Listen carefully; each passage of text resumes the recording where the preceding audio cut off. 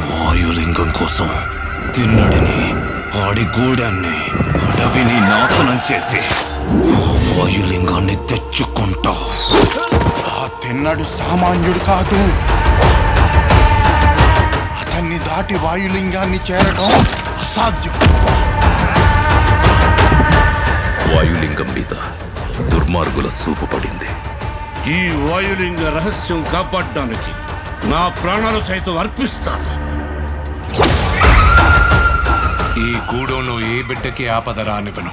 ఇది నా ఆన, తిన్నడి ఆన.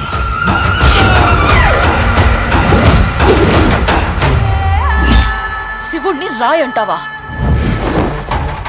రాయని రాయనక ఏమంటారు నెమలరాని? వినపడని వాడికి విన్నపాలెందుకు, వీళ్ళకి దండాలెందుకు?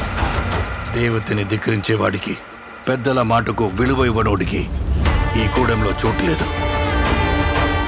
ముందా రాయిని తీసుకెళ్లి అడవిలో పడేస్తే గానీ నీకు పిచ్చి తగ్గదు. తప్పు మామ, అలా అనకూడదు.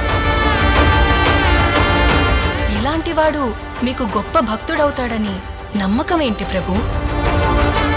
నీతో పాటే నేను ఆ సమయం కోసం ఎదురు చూస్తూ ఉన్నాను.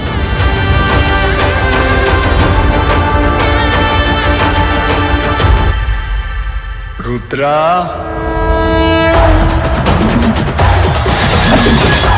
ఎవరు నువ్వు? ఆ పెద్దోళ్ళందరికంటే నేనే పెద్దోడిని.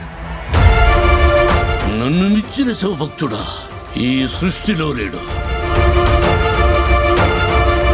ఏమో అనుకున్నాను, నువ్వు నీ దేవుడు తోడు దొంగలే.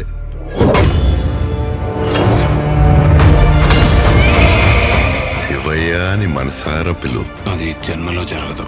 ఓ సంతటోడివా? వెలివిద్యలో నీకన్నా గొప్పవాడొకడు ఉన్నాడని తెలిసి అతని బొట్టని వెళ్ళి తెప్పొట్టించింది నువ్వే కదా. వెళ్ళబోయ్యా, వెళ్ళిక నుంచే. నేనింక నిన్ను వదలను.